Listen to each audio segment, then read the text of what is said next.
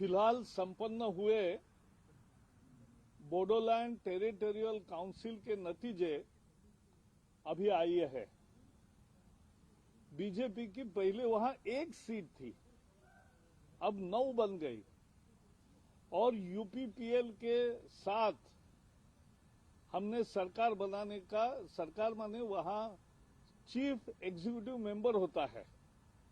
वो chief executive member के लिए हमने प्रमोद बोड़ो का नाम दिया है। तो ये एक बीजेपी को और चुनावी सफलता मिली है। बोडोलैंड में पहले हमारी एक सीट थी, अब 9 सीटें हमारी बनी है और यूपीपीएल के साथ हम वहां चीफ एग्जीक्यूटिव मेंबर के लिए प्रमोद बोड़ो का नाम का सुझाव दिया है और कांग्रेस की एक सीट आई है। तो कांग्रेस जा रही है, भाजपा आ रही है। ये बोडो काउंसिल पहले कांग्रेस की होती थी, लेकिन ये स्थिति आज है। आपको पता है राजस्थान के पिछले ही सप्ताह नतीजे आए। राजस्थान में जिला परिषद के सभी जिला प्रमुख भारतीय जनता पार्टी के हो रहे हैं। ब्लॉक पंचायत समिति 93 हो रही है, जीती है बीजेपी ने। जिला परिषद के 606 में 353 सीटें जीते हैं, एब्सोल्यूट मेजॉरिटी ली है। और ब्लॉक पंचायत के 1990 जीते हैं 4300 में। तो ये दर्शाता है कि बीजेपी सभी जगह जीत रही है। अभी उसके पहले हैदराबाद में चुनाव हुआ, आपको मालूम है हमारे केवल 5 पार्षद थे, अब 48 हो गए।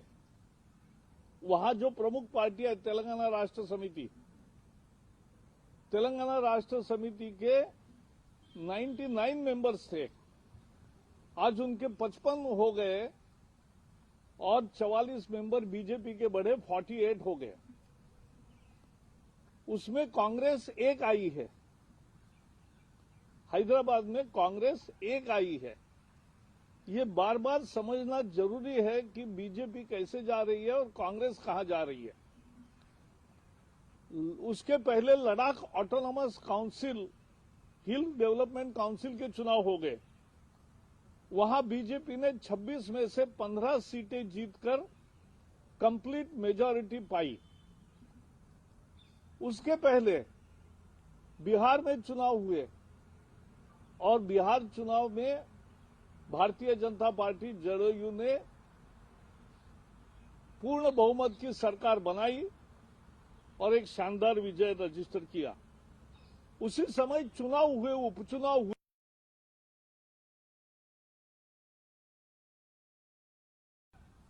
28 में से 19 सीटें बीजेपी ने जीती। यूपी में 6 में से 6 जीती, गुजरात में 8 में से 8 जीती, मणिपुर में 4 में से 4 जीती और नागालैंड में भी हमारा मित्र दल जो खड़ा था वो सब सफल हो गए। अभी अरुणाचल के चुनाव चल रहे हैं, वहां नॉमिनेशन का आखिरी दिन हो गया और आखिरी दिन तक 60% जगहों पर बीजेपी के निर्विरोध चुने गए हैं जिला परिषद में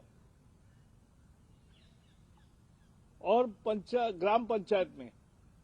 ग्राम पंचायत में 8,900 में 5,500 निर्विरोध चुने गए और जिला परिषद में 240 में से 90 या अनपोज चुने गए।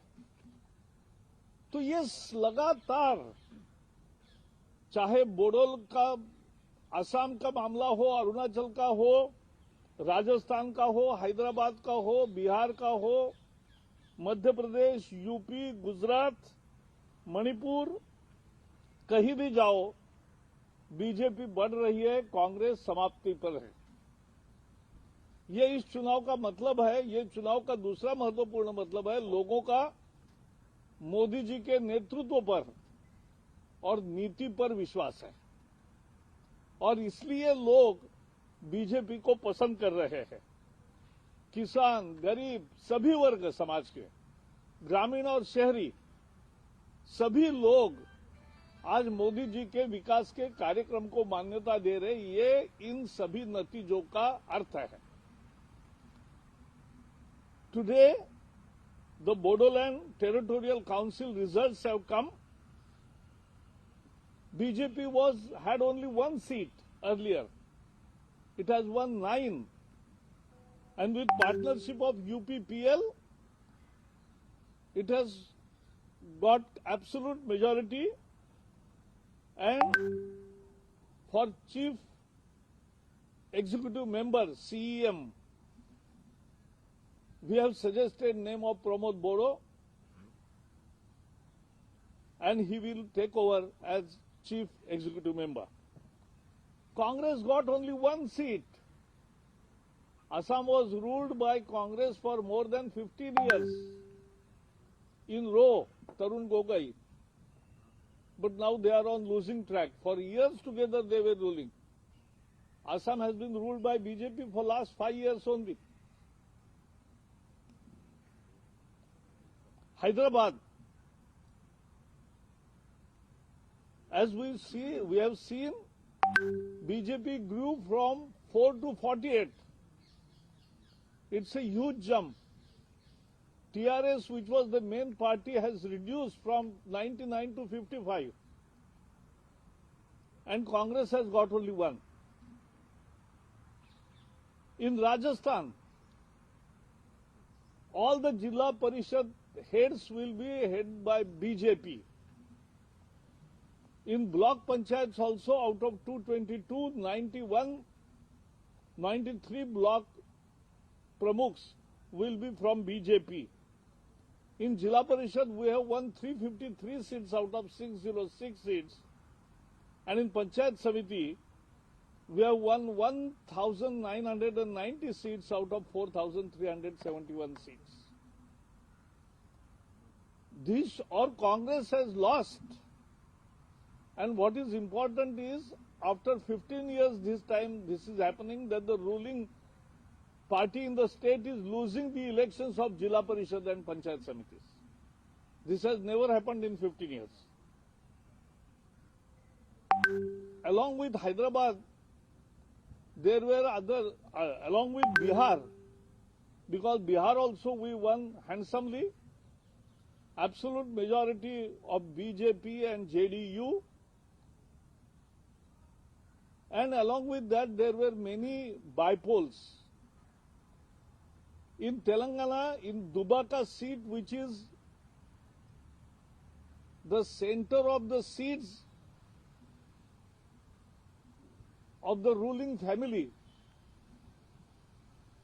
the CM, his daughter, his son-in-law, his son, all seats are nearby. Such a seat of Dubaka we won. Madhya Pradesh, we won 19 out of 28 seats. UP, we won 6 out of 6 seats. Gujarat, we won 8 out of 8 seats.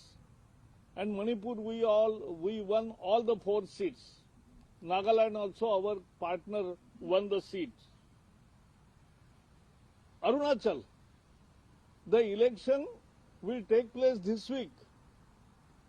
But already 60% seats have been won by BJP unopposed. In Gram Panchayat, out of 8,291, we have already won 5,500. And in Jilla Parishad, out of 240, we have won 90 seats. These are unopposed seats. That means BJP is growing, Congress has become irrelevant. This is because leadership of Modi, this shows the faith of people in the leadership and policies of Modi ji. and in rural area, in urban area, in farmers, in everywhere, all sections of society are voting for BJP for progress. That is the sum total of all these elections in last 2 months. So one more question. In Assam, today BTR election result is declared, but there is a one thing. वहाँ पे आप लोग के BPF के साथ, अग्रामा मोहिलर के BPF के साथ आप लोग का alliance है, and you are already state में भी उन लोगों का मंत्री है, वो लोग alliance पे है. तो yes इसमें क्या होगा? You are going with UPPF with Pramod बड़ो, but अग्रामा के साथ आप लोग का जो relation था BPF के साथ, उन लोगों के साथ रोल क्या रहेगा? क्योंकि अप्रैल में वो ऑलरेडी सीएम ने वहाँ प्रेस कॉन्फ्रेंस अभी की है, उसका जवाब भी दिया है. नहीं, it's not clear yet. No, he has made it clear. तो आप लोग क्या साथ है? BPF आप लोग के साथ They are our partner in state. मतलब स्टेट में असेंबली में आप लोग एक साथ लड़ेंगे? वो अभी पार्टनर है.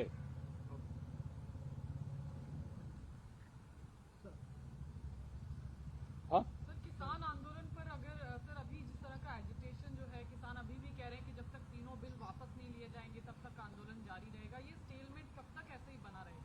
किसानों के बारे में आपके टीवी के माध्यम से बहुत अलग अलग खबरें सुनाई दे रही है और इसलिए परिस्थिति पर हमारी नजर है. संवाद के दरवाजे खुले हैं, लेकिन ज्यादा कुछ भी बताना है वो कृषि मंत्री बताएंगे. Sir, in US, the statue of Mahatma Gandhi was vandalized by pro-Khalistani supporters, and they raised anti-India slogans over there, sir. How do you see this? And they were protesting in support of the farmer movement, sir. That is no, but we oppose Khalistani because of this attitude, and what they have done is condemnable.